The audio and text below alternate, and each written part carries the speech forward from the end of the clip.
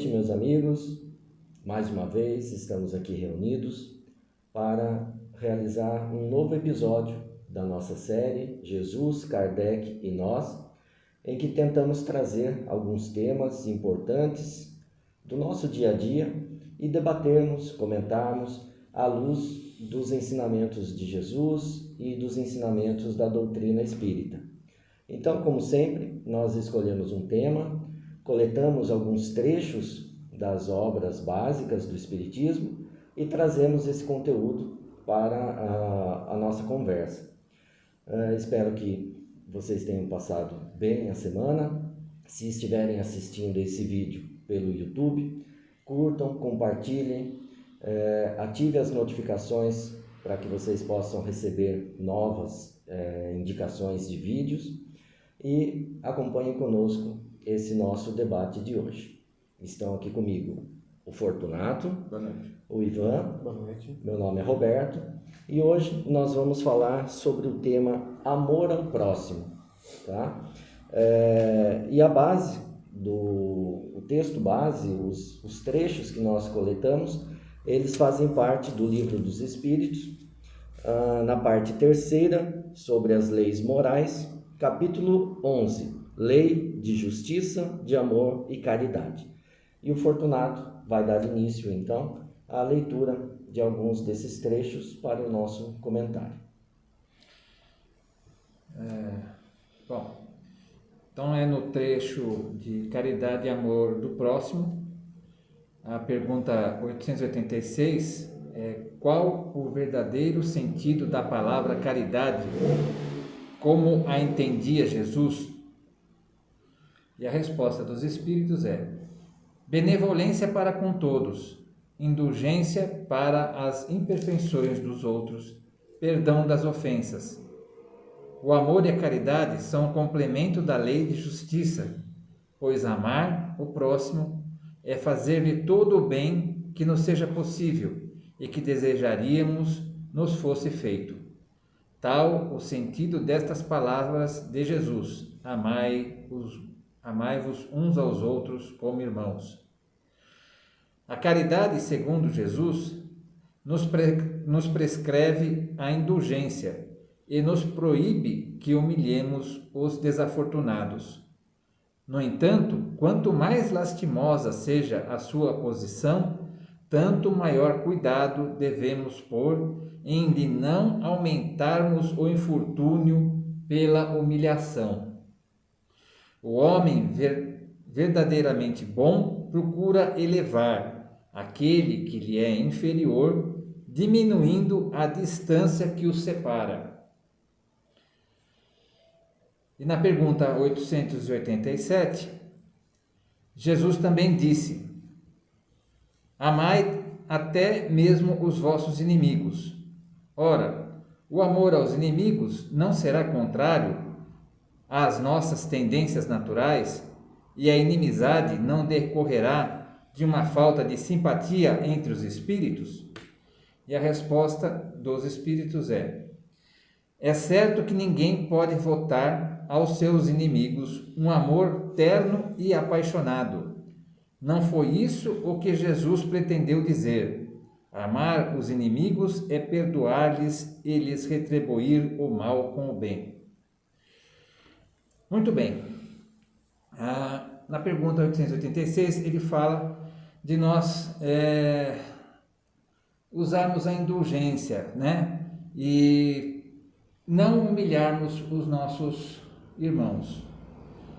Fazer com que as pessoas que recebem nosso carinho, nosso afeto,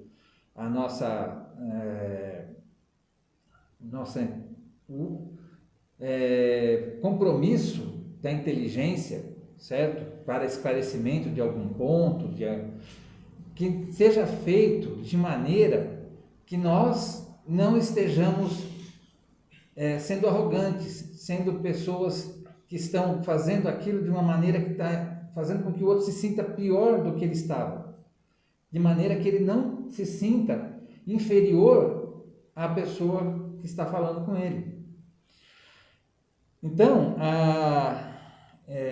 ele fala assim, o amor e a caridade são os complementos da lei de justiça, pois amar o próximo é fazer todo o bem que nos seja possível e que desejaríamos que nos fosse feito. Esse ponto do nós desejaríamos que nos fosse feito como é que eu quero ser tratado?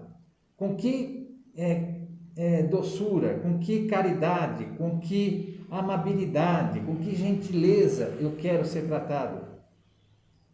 Se eu distribuo essa gentileza, essa amabilidade, esse carinho, esse respeito pelo próximo, compreendendo que nem todos estão no mesmo entendimento, ou seja, às vezes você fala uma coisa e a pessoa vai discordar de você, e você pode estar certo, mas é caridade e é humildade ouvir o outro, para que você possa perceber se o seu ponto de vista continua correto, ou se naquela situação que a pessoa está, ela ainda não conseguiu compreender o que você quer dizer. E aí você pode tentar esclarecer, sem forçar a prevalência do seu ponto de vista sobre o ponto de vista dele.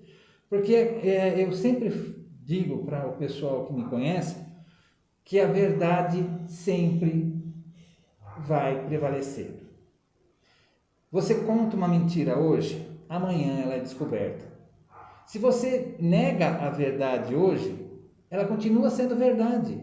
E amanhã ela vai se mostrar verdade. Quando um fato novo, uma coisa diferente vier provar que aquilo que você afirmou ser verdade é verdade, vai desmoronar toda a mentira, toda a negação que foi feita em cima da verdade.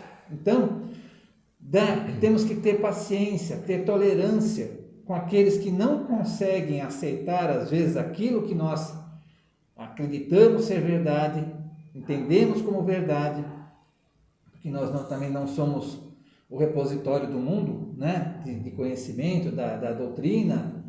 Então, aquilo que a gente entende como o que Jesus nos colocou, certo?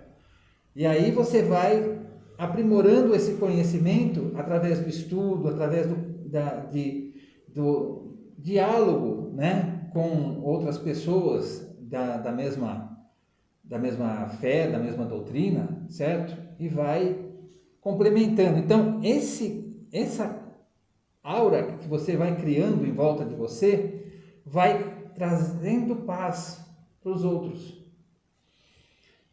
Você deixa de ser uma pessoa que a hora que você entra, todo mundo olha e sente como se estivesse entrando um furacãozinho, certo? E passa a ser o quê? Uma pessoa que quando entra, o pessoal, opa, né? O que será que ele vai falar de interessante? O que vai trazer de interessante?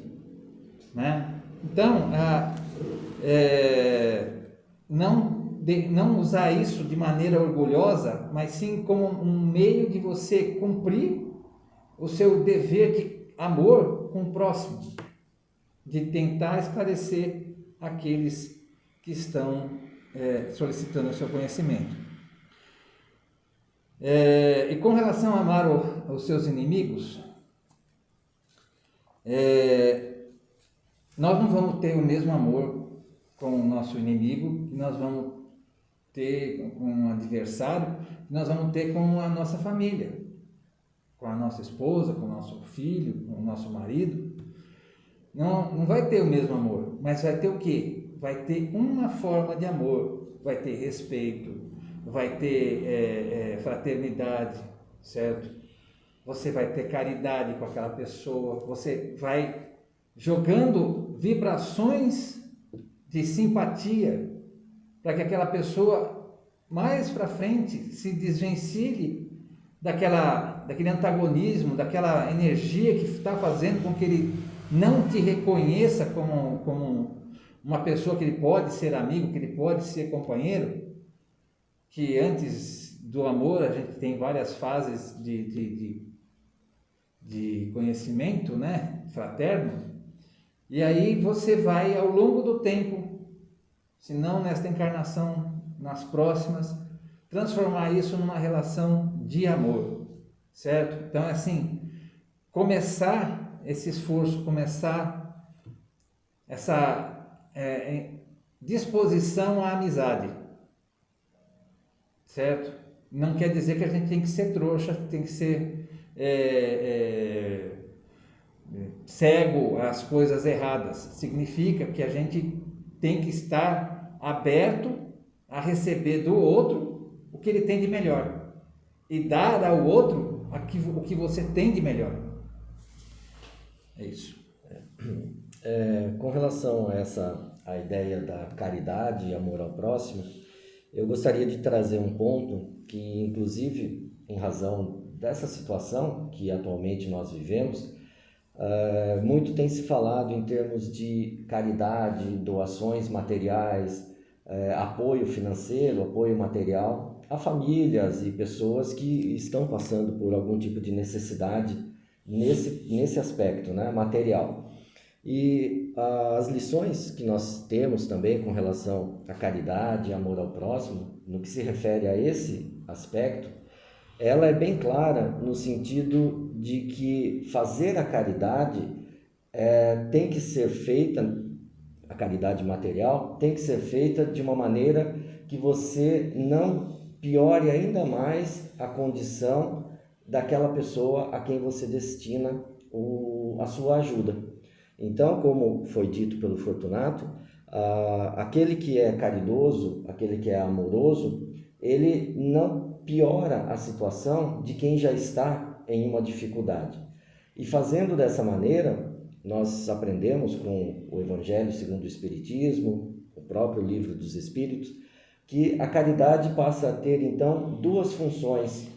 A primeira, que é a de satisfazer a necessidade daquele que precisa, daquele que necessita, e a segunda, que é a de preservar a dignidade, preservar a moral daquele que já está passando por alguma dificuldade.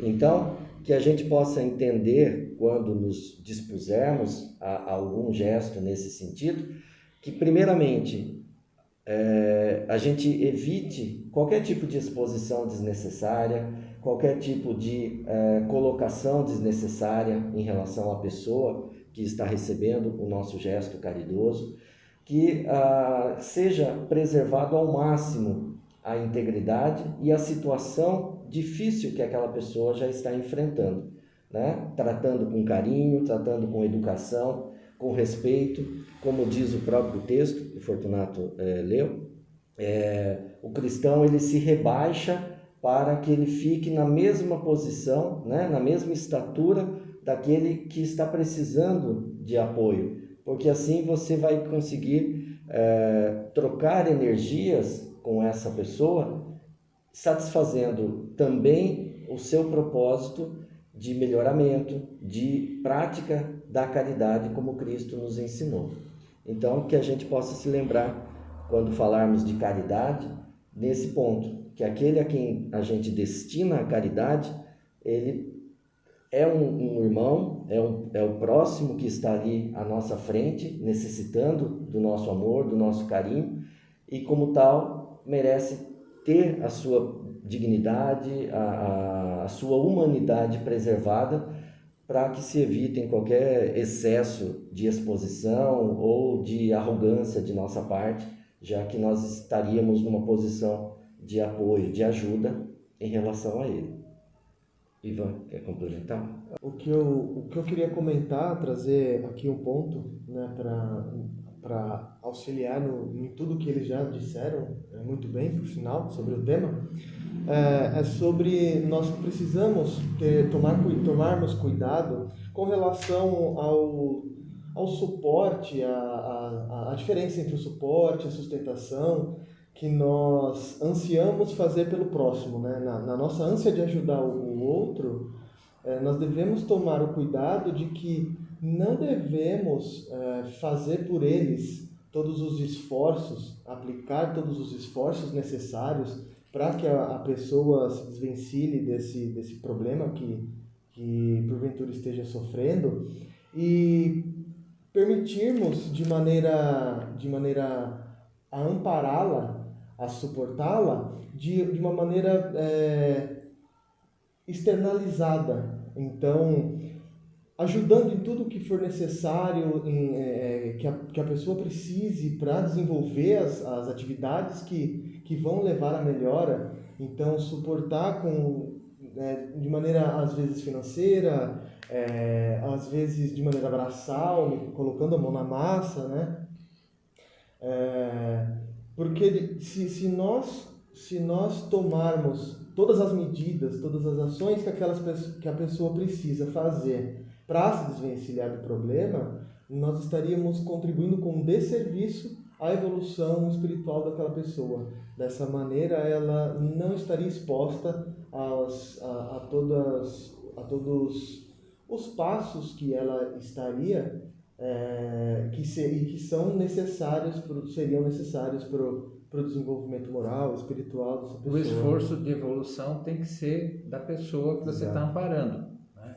É que você está colocando a sua presença, certo? E que o outro que tem que fazer o esforço. Isso também é caridade, também é amor ao próximo. Vamos para o próximo tema? Sim, o próximo ponto que nós vamos debater, que também faz parte de todo esse contexto de amor ao próximo, é o que se refere ao amor materno e filial, né? Ao amor entre mãe e filho, e que Kardec também se preocupou em questionar os espíritos a respeito dessa relação. Então, o Ivan vai fazer a leitura dos trechos correspondentes a esse tema. Bom, vamos lá. Pergunta 890 do Livro dos Espíritos, amor materno e filial.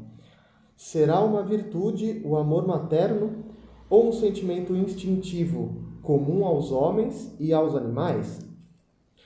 Uma e outra coisa, os espíritos responderam. A natureza deu à mãe o amor a seus filhos no interesse da conservação deles.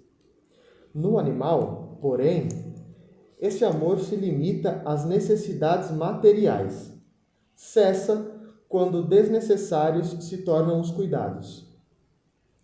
No homem, persiste pela vida inteira e comporta um devotamento e uma abnegação que são virtudes. Bom, falando dessa relação aqui que o texto trouxe, que a pergunta trouxe, né, na relação entre homem, né, o amor ao próximo, fazendo a comparação entre o homem e o animal, a figura materna, o amor se constrói no instinto de preservação, né? A mãe, ela é imbuída de um instinto de preservação e de proteção muito grande dos filhos. Vem como uma maneira de sanar a dependência que aquela nova criatura, nosso plano, tem. Com relação ao animal, né? Falando um pouco sobre a relação materna do animal, a gente pode observar que o vínculo se desfaz, como o próprio texto diz, como a resposta diz, quando se finaliza as necessidades materiais. Então, quando há o desmame do bezerro, ou dos próprios cachorrinhos, né, que nós temos, esse vínculo ele praticamente é desfeito, e nota-se que aparentemente eles se enxergam como pessoas, como animais, né, como seres iguais ali, no seu habitat, sem vínculo de hierarquia no trato mãe-filho. Eles simplesmente vivem o instinto de sobrevivência, né, diariamente. Não há mais aquela relação fraternal. Para o homem, o afeto de gratidão, né, o afeto, a gratidão se tornam meio que instintivos na relação mãe-filho. Então, isso a gente acaba levando, muitas vezes, para além túmulo, tamanha afeição, tamanho amor que nós temos pela figura materna. E, ao contrário, a mesma coisa. Ao contrário, é preciso observar e tomar muito cuidado com os excessos. Os excessos de afeto, como eu comentei há pouco, tem correlação. O excesso de afeto maternal também se torna um desserviço para aquele ser que precisa passar por todos os processos diários, todas as etapas da sua vida e tudo aquilo que está programado de forma madura e individual, para que contribua com a sua evolução espiritual. E uma vez que esse afeto maternal passe dos limites e acabe fazendo tudo por aquele espírito jovem, acaba por podar todo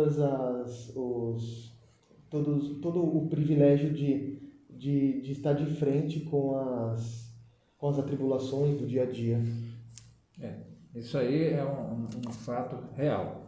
Quando você olha, né, aprende dentro do Espiritismo que a família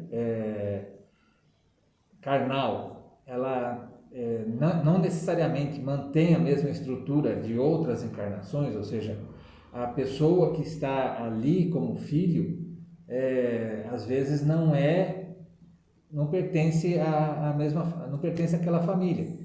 Então você tem o quê? Você encontra às vezes mães e às vezes pais, né, que não amam do mesmo jeito todos os filhos, né? Tem afinidade com uns, mais afinidade com uns e menos afinidade com outros.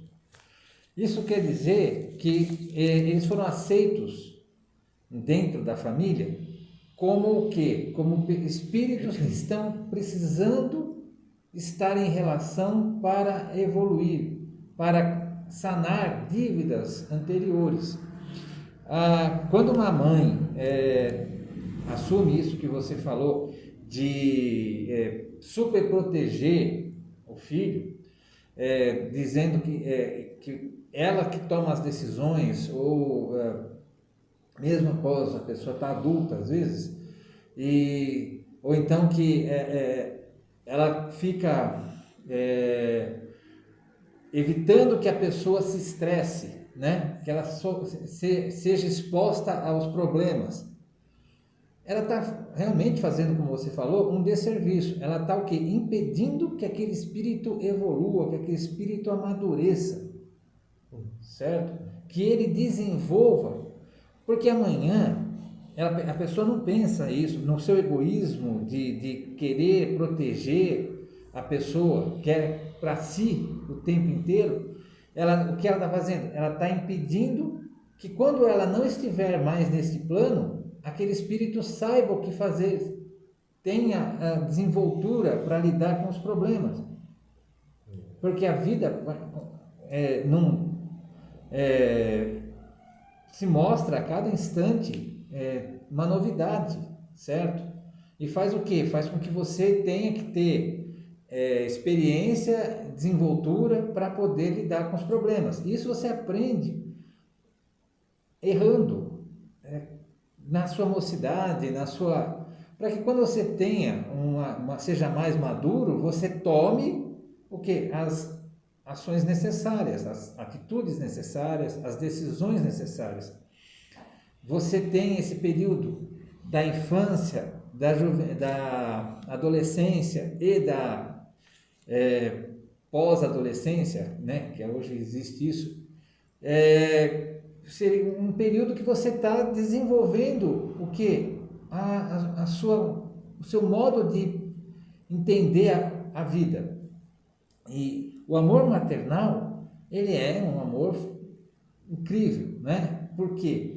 Porque a pessoa está numa relação afetiva intrínseca, bem íntima, né? Porque quando ela aceitou receber aquele espírito, ela misturou os fluidos dela com os fluidos daquele espírito, para que ele pudesse ser anexado num corpo, dentro do corpo dela. Isso é uma amostra de amor muito grande, certo? Ah, mas tem mães que não amam os seus filhos, né? Aí são problemas de pessoas que vêm, às vezes, para resgate, mesmo com esse tipo de problema, elas estão dando alguma atenção ou estão perdendo essa oportunidade de fazer uma aproximação com aquele espírito, porque não existe só o sucesso, também tem o insucesso, certo? E o amor materno só não é só isso que está falando aqui, fala do amor filial. Os filhos devem amor à mãe, devem respeito, devem devoção, assim, a todos os problemas que a pessoa tem, de tentar participar, tentar ajudar, tentar solucionar junto, certo? Vivenciar, para que a pessoa não se sinta isolada. Tem o que o pessoal fala muito, né, que é a síndrome do ninho vazio, né? O que é isso? Você cuidou tanto daquela pessoa, quando ela sai, seja para fazer um curso fora, seja para formar uma nova família, a casa às vezes fica vazia. E isso faz falta.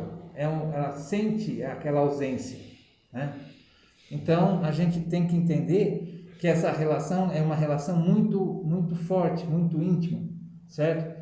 E ela é gerada a partir do amor, certo? Enquanto que no animal é a partir da necessidade de preservação da espécie, né? A diferença para o homem é a palavra amor, que vai se desenvolvendo a relação afetiva ao longo dos anos.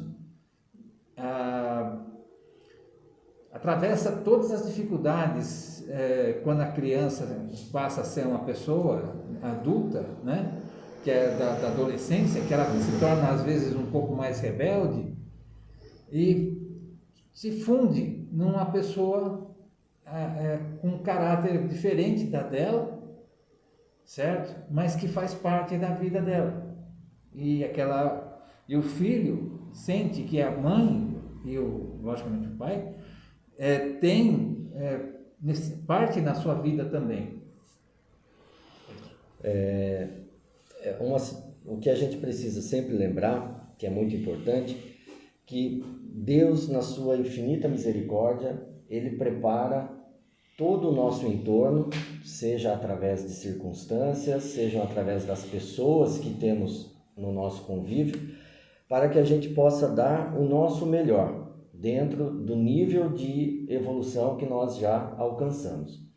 Então, quando se forma no plano espiritual esse planejamento que vai colocar numa mesma família espíritos que vão cumprir o papel de mãe, de pai e de filhos, nesse momento muitos desafios são combinados, são aceitos pelos espíritos, pelas partes envolvidas, mas que do momento em que há a reencarnação, e aí nós já estamos misturados com as questões materiais, as questões da carne, muitas vezes a gente esquece desses compromissos. E aí o que vai falar mais alto são sentimentos que não têm muito a ver com o amor propriamente dito.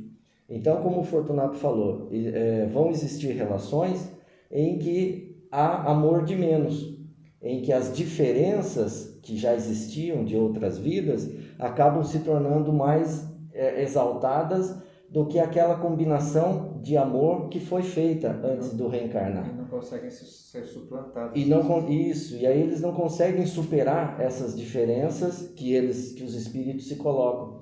Então surge o amor de menos na relação. E ao contrário, né, no outro extremo, há aquelas situações em que os espíritos deixam exagerar dentro de si relações de proteção, relações de posse, relações abusivas, e aí existe o que a gente poderia chamar de amor demais, que na verdade não é um amor, mas vamos dizer que é uma relação que tenta proteger demais, que tenta se apegar demais, que um não permite que o outro se desenvolva da maneira mais adequada. Meio tóxico, né? Isso, fica uma coisa mais tóxica, prejudicial a todos.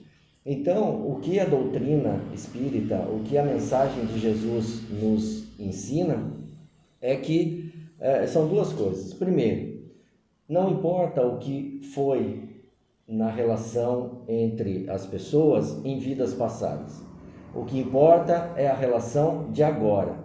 E na relação de agora, o que vale é amar, né? Não importa se hoje você recebe como filho alguém que te fez mal ou alguém que te amou demais em outras vidas. O importante é que a gente ame, que a gente consiga dar o melhor de nós para que, ao retornarmos ao plano espiritual, a gente possa se encontrar com essa pessoa e dizer: cumprimos aquilo que nos foi solicitado. Então, e a outra mensagem que a gente recebe é a do equilíbrio, que a gente tem que vivenciar as nossas relações com base no equilíbrio. Nem o amor de menos, nem esse excesso de cuidado, esse excesso de proteção. Que se respeite, até por essa questão de amor ao próximo, que se respeite o livre-arbítrio, que se respeite a posição materna, paterna, que muitas vezes os filhos deixam a desejar nessa questão de respeito, passam mais para um abuso, que seja respeitado essa posição e que da parte dos pais, que haja o respeito à ideia de que aquele ser que hoje é seu filho, ele é um espírito independente, que também tem suas necessidades de aprendizado. Então, o equilíbrio nessas relações é que vai permitir que haja um relacionamento saudável e que das duas partes possa existir a evolução, cada um cumprindo o papel que se dispôs no momento da encarnação. Os filhos muitas vezes possuem um histórico milenar, né? Muitas vezes até mais do que os próprios pais. Sim, a gente tem que... essa ideia, né? O Hermínio tem uma obra, né, chamada Nossos Filhos São Espíritos, que ele coloca que em muitas situações, aquele espírito que hoje é seu filho, ele pode ter uma vivência em termos assim de tempo de vida, né, vida espiritual, muito maior do que você próprio. E olhar, aprender com ele também é muito importante para a sua própria evolução. Bom, continuando nessa nossa caminhada de falar sobre o amor ao próximo, a gente chega na questão de debater as virtudes que nós carregamos e que nos farão amar o próximo, ter uma visão mais caridosa com relação ao próximo. Então, na questão 893 do Livro dos Espíritos, existe lá a seguinte pergunta: qual a mais meritória de todas as virtudes? E os Espíritos responderam: todas as virtudes têm seu mérito, porque todas indicam progresso na senda do bem. Há virtude sempre que há resistência voluntária ao arrastamento dos maus pendores. A sublimidade da virtude, porém, está no sacrifício do interesse pessoal pelo bem do próximo, sem pensamento oculto. A mais meritória é a que assenta na mais desinteressada caridade. E uma segunda questão, para a gente poder debater, é a seguinte: a 896. Kardec perguntou: há pessoas desinteressadas, mas sem discernimento, que prodigalizam seus haveres sem utilidade real, por lhes não saberem dar emprego criterioso. Tem algum merecimento essas pessoas? E a resposta é: tem o do desinteresse, porém não o do bem que poderiam fazer. O desinteresse é uma virtude, mas a prodigalidade irrefletida constitui sempre, pelo menos, falta de juízo. Representa um depósito, a riqueza, né? Ele quer dizer, representa um depósito de que uns e outros terão que prestar contas, porque terão de responder por todo o bem que podiam fazer e não fizeram, por todas as lágrimas que podiam ter estancado com o dinheiro que deram aos que dele não precisavam. Bom, com relação às virtudes, Essas questões, elas colocam a ideia de que tipo de virtude eu poderia ter para que eu possa me considerar com mais mérito, né? Tendo cumprido efetivamente o meu papel do amor ao próximo. E a resposta dos Espíritos deixa bem claro que todas as virtudes, tudo aquilo que você tem de bom, que você já caminhou, vai te dar algum mérito, porque representa que você evoluiu, que você deixou de lado alguns vícios e colocou no lugar algumas virtudes. Agora, aquela virtude que mais vai te aproximar do que Jesus nos pede em termos de amor ao próximo é a virtude que você, é a ação que você faz sem nenhum interesse oculto. Aquela que ele diz aqui totalmente desinteressada. Aquela que você oferece sem nenhum tipo de troca, nem ao menos aquela satisfação de se sentir orgulhoso por estar estendendo a mão. Ou seja, é uma caridade limpa, é aquela que você reconhece no irmão que está à sua frente, um seu irmão, filho do mesmo Pai Todo-Poderoso, misericordioso, que te dá a oportunidade de servir.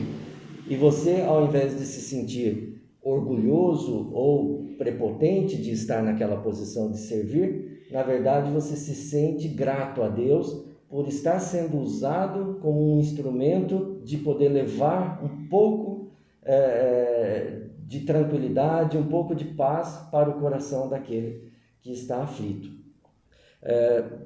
Uma das questões também que envolvem esse tema, né, que está dentro desse trecho, fala a respeito do como é possível, né, como a gente consegue ver pessoas que agem de uma maneira tão natural, tão tranquila com relação à caridade, e não somente a caridade material, mas aquelas pessoas que têm por virtude a palavra amiga, do estender a mão, do dar o apoio moral, enquanto outras têm uma certa dificuldade para concretizar, né, para realizar esse ato. E as respostas, né, os Espíritos ensinam que essas pessoas que praticam de uma maneira mais natural e suave essas atitudes, elas já passaram pela etapa de ter que aprender a fazer isso. Elas já viveram em outras vidas ocasiões em que fazer o bem não era tão natural assim, mas ela foi praticando, ela foi exercitando, ela foi aproveitando todas as ocasiões para fazer o bem. E hoje, vidas após vidas, encarnações após encarnações, é algo natural. Ela identifica a necessidade no próximo e naturalmente executa. Então fica um bom recado para todos nós, que é a prática constante, que é não perder a oportunidade de fazer o bem, que vai nos dar essa consciência de se fazer o bem de uma maneira natural, sem nos espantarmos, né? Sem ser a exceção. E na segunda questão que eu fiz a leitura, ele diz a respeito daqueles que prodigalizam, ou seja, que gastam excessivamente as suas fortunas, né? Muitas vezes sem nenhum tipo de maldade, simplesmente não ligam para o dinheiro que tem e destrói o patrimônio. E aí Kardec pergunta, essas pessoas terão algum mérito por terem feito isso? E a resposta é simples, pelo fato dele se desprender materialmente, sim, de alguma maneira é uma certa virtude. Porém, o fato de se utilizar aquela riqueza que foi dada a ele de uma maneira tão inútil, tão assim despretensiosa, tão sem uma finalidade em favor de alguém, isso sim vai estar na conta e ele provavelmente terá que prestar contas, como disse a resposta dos Espíritos. Porque a resposta, né, os Espíritos dizem que a riqueza, nem de um lado a gente deve ter para guardar em cofres e ficar ali louvando, né, a riqueza, o material, mas também, por outro lado, não é certo que a gente desfaça sem dar uma finalidade útil que possa servir de amparo a quem dela precise.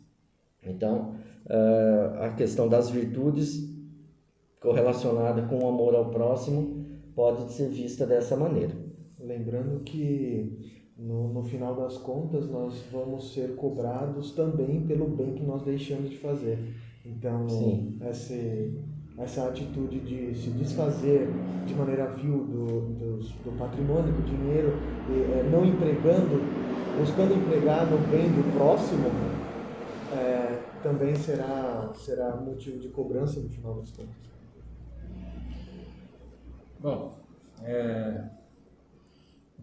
todo o bem que nós deixamos de fazer, certo? Todas as lágrimas que nós deixamos de enxugar, né? Então, assim, necessariamente não quer dizer um patrimônio físico, pode ser um patrimônio de alegria, pode ser o seu patrimônio de Intelectual. de caridade, de amor, certo? Pode ser um patrimônio intelectual, tá? Que você tem que fazer parte dos momentos felizes dos outros, fazer com que os outros possam ter momentos de alegria, amenizar as suas dores, trazer luz aonde não tem, seja física ou intelectualmente, trazer consolação aonde tem desespero. Quando você faz isso, você está exercendo essa caridade, que é a melhor delas, que é a melhor virtude, que é a desinteressada. Você não vai receber nada de retorno disso daí, mas aquele espírito vai levar para a eternidade o reconhecimento do que você pôde dar de amor, de respeito, de carinho, como é que fala? De experiência, certo? Para que a pessoa amadureça. Não necessariamente com conselhos, porque às vezes a pessoa tem dificuldade para aceitar conselho, certo? Mas você colocando casos e de experiências pelas quais você já passou, às vezes ilustra uma maneira das pessoas encontrarem outras soluções, e que o desespero é um mau conselheiro. Nós às vezes encontramos os problemas, estamos tão perto deles que nós não encontramos a saída, porque nós estamos muito perto e às vezes a saída está aqui do lado. Então, a pessoa que vai fazer a caridade é aquele que consegue trazer o outro para calma, para se reerguer fisicamente, moralmente, para ter coragem de continuar enfrentando o problema e achar aquela saída que está ali do lado, que ela só aparece no momento em que você já tomou a decisão correta, certo? Então, não tornar a vida dos outros triste, não roubar a felicidade dos outros, não querer que os outros deixem de ser felizes porque nós não somos, certo? Fazer com que os outros sintam que nós somos companheiros de caminhada, somos irmãos em Jesus, irmãos em Deus, e que vamos seguir sempre em frente, companheiros para a eternidade. Aqueles que já amamos e que nos amam, e aqueles que não conseguimos ainda amar e que mais para frente nós vamos entrar em acordo, que a eternidade é o nosso caminho, o nosso destino. Certo. Então, que a gente possa entender como um resumo do que a gente conversou nessa noite, que o amor ao próximo representa o amar aquele a quem Deus nos coloca pelo caminho, seja da nossa própria família, os amigos, os colegas de trabalho, às vezes um estranho na rua, todos eles são os nossos próximos. porque não significa estar junto como família ou muito próximo como um amigo que fica restrito a isso. Na verdade, todos nós, toda a humanidade se aproxima quando a gente coloca como ponto em comum o amor de Deus que nos criou. Então, que a gente possa pensar que a nossa atitude de caridade, de amor ao próximo, pode ser feita fisicamente, materialmente, mas também através de uma prece, através de uma oração em favor daqueles que estão longe, que a gente não pode alcançar com a nossa mão, com a nossa ajuda material, mas que a nossa vibração de energia chega com certeza até os seus corações quando a gente faz com sinceridade. E tudo aquilo que nós falamos aqui, a caridade desinteressada, o amor verdadeiro, tudo isso é válido até mesmo nessas condições. Só para dar um exemplo, nós temos aqui em nossa casa uma campanha que mensalmente arrecadamos alimentos para distribuir a algumas famílias a quem nós assistimos por algum tempo. E muitas vezes, quando nós fazemos a divulgação dessa campanha nas nossas redes sociais, eu mesmo já conversei com pessoas que disseram: naquele mês eu não pude ajudar materialmente, mas a minha ação foi compartilhar com outras pessoas. E essas outras pessoas que receberam a mensagem, essas sim puderam compartilhar. Então, de certa maneira, fazer o bem é simplesmente você olhar para aquela situação, fazer com que o seu coração te oriente e aí você age. Então, mesmo indiretamente, você contribuiu, você favoreceu para que alguém pudesse fazer a caridade e alguém pudesse receber. Você é um instrumento, você é um caminho, né, que Deus serve para essa situação. Mais alguma informação? Não, só isso. Então, mais uma vez agradecemos a audiência de todos, agradecemos por estarem conosco até esse momento do vídeo e novamente reforçamos que se esse vídeo, se esse debate, essa conversa amiga teve alguma influência positiva nos seus pensamentos, naquilo que você entendia ou entende sobre o assunto, compartilhe com os seus familiares, com os seus amigos. Mais uma vez, se inscreva em nossa página, em nosso canal do YouTube e divulgue, auxilie para que essa mensagem possa se expandir, possa ser divulgada para mais e mais pessoas. Comente, ponha as suas dúvidas, nós estamos abertos a colaborar com todos. Muito obrigado mais uma vez, que o Senhor Jesus guarde, proteja a semana de todos e até a próxima semana, se Deus quiser. Boa noite. Boa noite.